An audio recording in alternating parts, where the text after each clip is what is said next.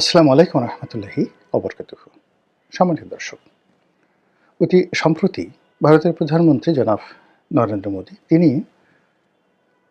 ভারতের যে পশ্চিমবঙ্গ, তার রাজধানী কলকাতা, তার আশেপাশের যে নাসিরনগর এলাকা রয়েছেন, সেই নাসিরনগর এলাকার একটি নির্বাচনী জনসভাতে বক্তব্য দিয়েছেন।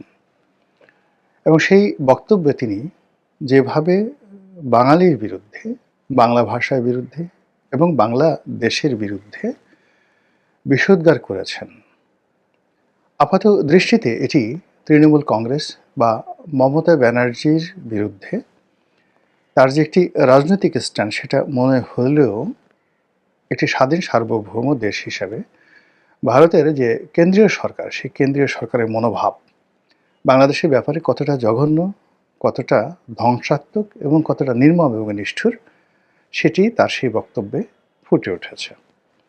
আমি জনাব নরেন্দ্র মোদীর সেই ভাষণটি নিয়ে অনেক চিন্তা ভাবনা করেছি এবং সেই ভাষণের প্রতিক্রিয়াতে তৃণমূল কংগ্রেসের সভানেত্রী এবং পশ্চিমবঙ্গের মুখ্যমন্ত্রী মমতা ব্যানার্জি তিনি যে বক্তব্য দিয়েছেন সেই বক্তব্য শুনেছি। সেই বিষয়গুলো নিয়ে সংক্ষেপে আলোচনা করার চেষ্টা করব। আপনারা জানেন যে আসাম, সেখানে আসাম এবং ত্রিপুরা, এখানে নরেন্দ্র মোদীর যে রাজনৈতিক দল বিজেপি, তারা সেখানে অতীতের যে কোনো সময় আসছে ভালো করেছে, অর্থাৎ সেখানে বিজেপির শাসন চালু হয়েছে। কিন্তু স্বাধীন ভারতের রাজনীতিতে সবসময় বাংলা মানে পশ্চিমবঙ্গ খুব গুরুত্বপূর্ণ ভূমিকা পালন করেছে। পশ্চিমবঙ্গের কারণে যাকে বলা হয় পুরো রাজনীতি বারবারই উলটপালট হয়েছে। কখনো যাকে বলা হয় রাজনীতিবিদদের দ্বারা, কখনো শিল্প সাহিত্যিক কবিদের দ্বারা, কখনো ব্যবসায়ীদের দ্বারা পশ্চিমবঙ্গ পুরো ভারতবর্ষের রাজনীতি নিয়ন্ত্রণ করেছে। একসময় ডাক্তার বিধানচন্দ্র রায়, জ্যোতি বসু, এরপরে তারও আগে মাওলানা আবুল কালাম আজাদ, হুমায়ুন কবির, এরপরে সর্বশেষ যে রাষ্ট্রপতি ছিলেন প্রণব মুখার্জি, এই সমস্ত দিকপাল ছাড়াও শরৎ বসু, তারপর বাংলার বাঘ আশুতোষ মুখার্জি, শ্যামাপ্রসাদ মুখার্জি, অসংখ্য লোক মানে যারা সর্বভারতীয় রাজনীতিতে এতটা দিকপাল হয়ে আছেন যে তাদের সমপর্যায়ের রাজনীতিবিদ আসলে তৈরি হয়নি। কবি, সাহিত্যিক, সব ক্ষেত্রে মানে আমরা যেমন আমাদের বাংলাদেশে যেমন জাতীয় সঙ্গীত রবীন্দ্রনাথের, ভারতের জাতীয় সঙ্গীত তো রবীন্দ্রনাথের, বাড়ি কোথায়? এই কলকাতাতে। আবার তিনি বিয়ে করেছেন কোথায়? যশোরে, আমাদের এই জায়গাতে। তো ভারতের যারা রাজনীতি করেছেন প্রথম থেকেই তারা বাংলাকে সবসময় ভয় পেয়েছেন। অর্থাৎ বাংলা যখন একত্র থেকে গেছে তার সঙ্গে সঙ্গে বিহার এবং উড়িষ্যা অটোমেটিক চলে এসেছে। আসাম এবং ত্রিপুরা সেখানে বাংলার করদ রাজ্যে পরিণত হয়েছে।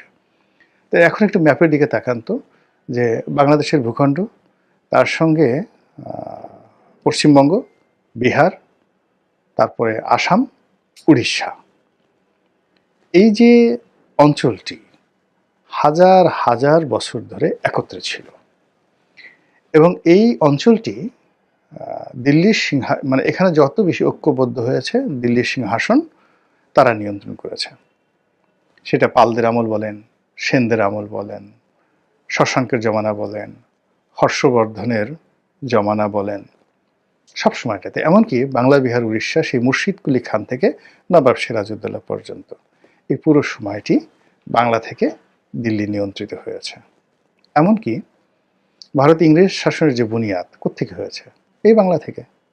তারাই বাংলা, বিহার, উড়িষ্যা নবাবকে পরাজিত করে এই প্রথম কলকাতাতে তাদের রাজধানী স্থাপন করেছে এবং একেবারে শেষ 1905 সন বা 11 সনের দিকে সেই তারা বঙ্গভঙ্গ করতে বাধ্য হয়েছে। এর কারণ হলো তারা দেখলো যে এই বাংলাই তাদের যাকে বলা হয় মানে পতনের মূল কারণ। মমতা ব্যানার্জি তার বক্তব্যে বলেছিলেন যে এই বাংলা সম্পর্কে ইংরেজদের যে ভয় ছিল, পুরো ইংরেজ জমানাতে তারা মোট 7 লক্ষ কয়েদিকে আন্দামান নিকোবর দ্বীপপুঞ্জে তারা নির্বাসিত করেছিল এবং তার টোটাল লিস্ট মমতা ব্যানার্জি সেখান থেকে নিয়ে এসেছে। ভারতবর্ষের অন্য কোনো জায়গা থেকে এর কাছাকাছি মানে যত লোক আন্দামান নিকোবর দ্বীপপুঞ্জে নির্বাসিত হয়েছিলেন তার 90% বাংলার আর 10% মাত্র পাঞ্জাবের। এই যে বিপ্লবী, এই বিপ্লবীদের কারণে কি হলো, ইংরেজরা বাংলাকে দুই ভাগে বিভক্ত করেছে আর তারা পাঞ্জাবকে দুই ভাগে বিভক্ত করেছে, পূর্ব পাঞ্জাব, পশ্চিম পাঞ্জাব।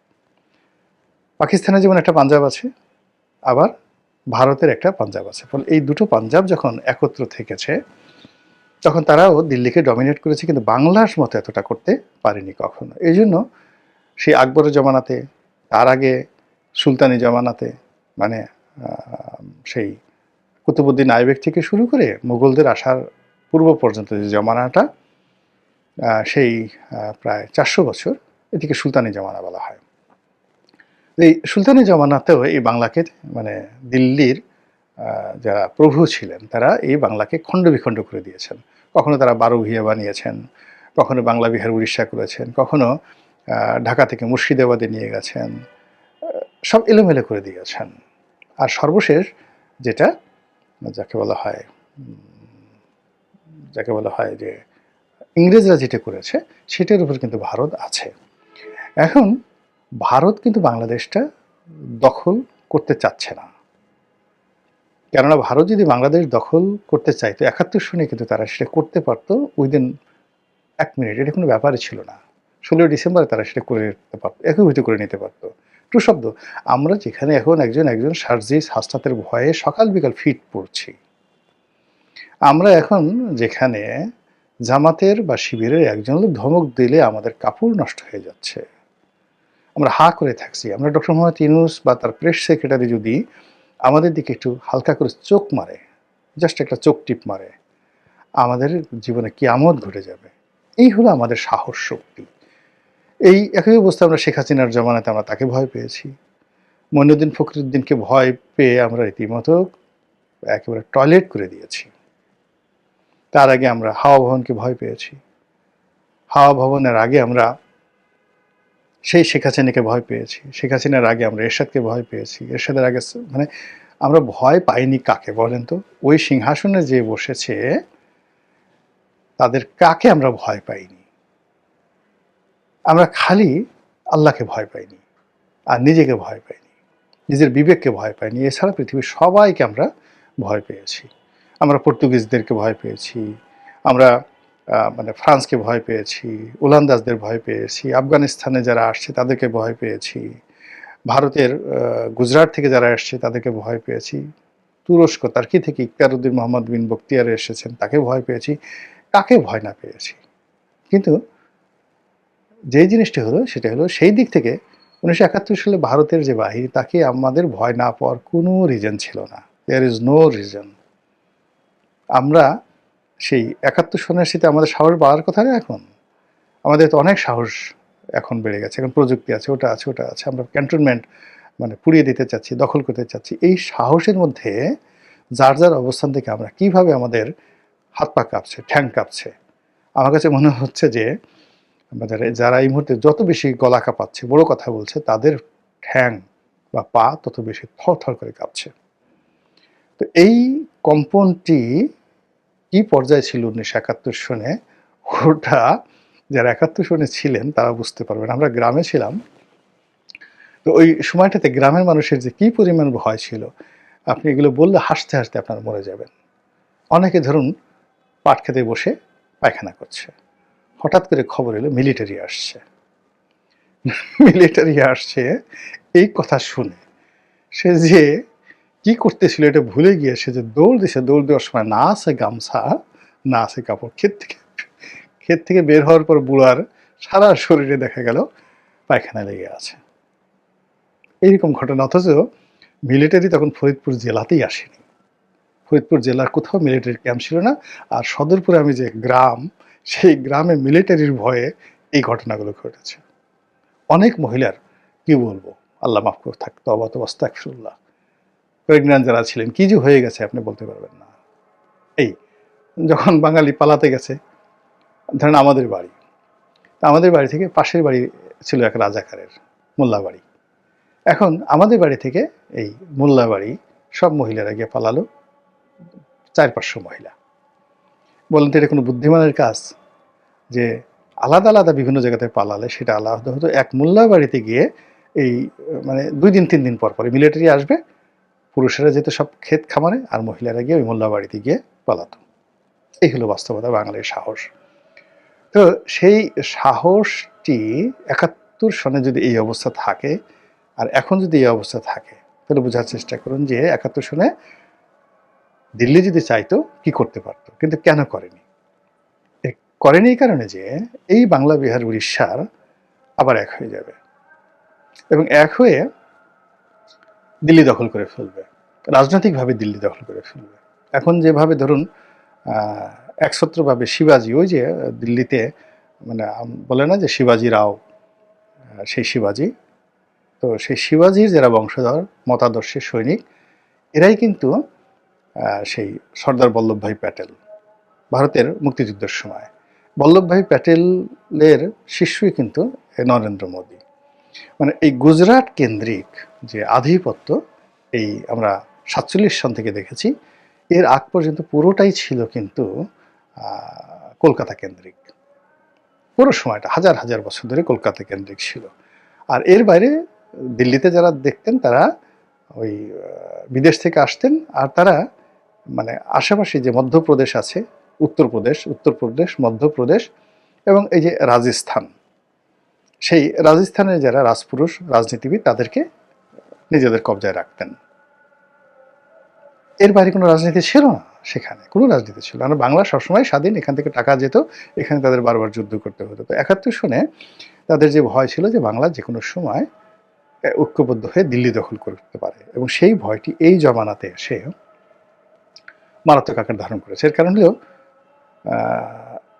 পশ্চিমবঙ্গে মমতা ব্যানার্জি যে শক্তি, তার যে জনপ্রিয়তা, তার যে সাহস, গত 100 বছরে পশ্চিমবঙ্গে কোনো রাজনীতিবিদ এতটা বাঙালিকে সিমেন্টেড করতে পারেনি। 2 নম্বর হলো যে এই বাংলাদেশের এই ভূখণ্ডটি এখন এই মুহূর্তে ধনের সম্পদ পরিপূর্ণ হয়ে এমন একটা ভার্নারেবল অবস্থায় চলে গেছে, এটাও অতীতে গত 100 বছরে আপনি কখনো দেখবেন না। অর্থাৎ এটাকে হুমায়ুন যেটা বলেছিলেন দোজখপুর জান্নাত, মানে এখানে এখন আজকের দিনে হাজারো সমস্যা আছে, কিন্তু তারপরও এখানে যে সম্ভাবনাগুলো আছে মাটির নিচে, আকাশে এবং মাটির উপরে, পশু পাখি, কীট পতঙ্গ এবং মানুষ, এদের মধ্যে সম্মিলিত যে প্রাকৃতিক রিসোর্স রয়েছে, আমেরিকার জিহ্বা বের হয়ে আছে এই রিসোর্সগুলো, সম্পদগুলো নেওয়ার জন্য। ভারতের জিহ্বা বের হয়ে আছে, তারপর ব্রিটেন, ফ্রান্স থেকে শুরু করে এমনকি সৌদি আরব, এমনকি তুরস্ক, তারা সবাই এই বাংলার উপরে কর্তৃত্ব দেখাতে চাচ্ছে। তো সেই অবস্থাতে যদি এই যে আমাদের বাংলাদেশে যারা এখন 7 সিস্টার্স দখল করতে হুমকি দিচ্ছেন, এটা আপনার কাছে যত হাস্যকর মনে হতে পারে, নরেন্দ্র মোদীর কাছে এটা হাস্যকর নয়। তিনি এটা খুব সিরিয়াসলি নিয়েছেন। এমনকি দিল্লির যারা কর্তা ব্যক্তি রয়েছেন, কংগ্রেসের যারা কর্তা ব্যক্তি রয়েছেন, শশী থারুরের মতো যারা থিঙ্ক ট্যাঙ্ক রয়েছেন, তারা সরাসরি হাসনাতের নাম উচ্চারণ করে, মেনশন করে, বা উসমান হাদির নাম মেনশন করে এখন তারা বক্তব্য দিচ্ছেন যে এটা এই শশী থারুরদের নাক এত উঁচু, তারা তো শেখ হাসিনার নাম উচ্চারণ করতে চায় না, বঙ্গবন্ধুর নাম উচ্চারণ করতে চায় না, প্রেসিডেন্ট জিয়াউর রহমানের নাম শশী থারুর কোনোদিন উচ্চারণ করেছেন, যেখানে তারেক রহমান সাহেবের নামই জানেন কিনা সন্দেহ, এরকম একটা ভাবসাব তারা দেখান। তো সেখানে কতটা দায় ঠেকলে তারা হাসনাত, সার্জিস কিংবা মানে সেই যে পাটোয়ারি, নাসিরউদ্দিন পাটোয়ারি, আক্তার, এদের নাম নিচ্ছেন, ইউনূসের নাম নিচ্ছেন, ঘন ঘন ইউনূসের নাম নিচ্ছেন, ইট মিনস তারা ভয় পাচ্ছেন। এবং সেই ভয়টাকে জয় করার জন্য বিজেপি এখন আসামের মতো, বিহার না ঠিক আসামের মতো, ত্রিপুরার মতো তারা সেখানে মমতা ব্যানার্জিকে পরাজিত করে বিজেপির শাসন প্রতিষ্ঠা করতে চাচ্ছেন এবং লোভ দেখাচ্ছেন যে আমাদেরকে বিজয়ী করো, দিল্লিতে আমরা যেভাবে কেন্দ্রীয় শাসন চালাচ্ছি তোমাদের এখানে যদি চালাতে পারি তাহলে তোমাদের উন্নয়ন ত্রিপুরার মতো হবে, আসামের মতো হবে। দেখো গত অল্প দিনের মধ্যে সেখানে কিভাবে পাল্টে দিয়েছে, এবং এখন পুরো পশ্চিমবঙ্গ রিফিউজি ক্যাম্পে পরিণত হয়েছে। বাংলাদেশ থেকে লোকজন আসছে এবং রিফিউজিরা সব কিছু নিয়ন্ত্রণ করছে, এবং আগামী দিনে এই রিফিউজিরাই পশ্চিমবঙ্গ দখল করে ফেলবে। এই হলো তার বক্তব্য। তাহলে বোঝার চেষ্টা করুন যে বাংলা নিয়ে তাদের অ্যালার্জিটা কোন পর্যায়ে, এবং সেই অ্যালার্জি থেকে, ভয় থেকে, আতঙ্ক থেকে তারা যদি বড় কোনো দুর্ঘটনা ঘটায়, এবং যেটি এখন বলা হচ্ছে যে তারা ৭১-এর মতো আবার অ্যাকশনে যাবে, তারা আবার সার্জিক্যাল স্ট্রাইক চালাবে, তারা আবার সেই যে আমাদের সীমান্তে সৈন্য সমাবেশ আলটিমেটলি তারা করেছে, সামরিক শক্তি বৃদ্ধি করেছে, টহল বৃদ্ধি করেছে, এবং দেখলাম যে অনেক জায়গাতে তারা টহল বৃদ্ধি করেছে যেন অনুপ্রবেশ না ঘটে বাংলাদেশ থেকে। তো এই জিনিসগুলো, লক্ষণগুলো কি আপনার কাছে স্বাভাবিক মনে হচ্ছে? স্বাভাবিকভাবে মনে হচ্ছে না। এমনকি মমতা ব্যানার্জি তিনি যে প্রতিক্রিয়া দেখাচ্ছেন, এটাও আমার কাছে স্বাভাবিক মনে হচ্ছে না। মহান আল্লাহ আমাদের সবাইকে হেদায়েত দান করুন এবং হেফাজত করুন। আসসালামু আলাইকুম ওয়া রাহমাতুল্লাহি ওয়া বারাকাতুহু।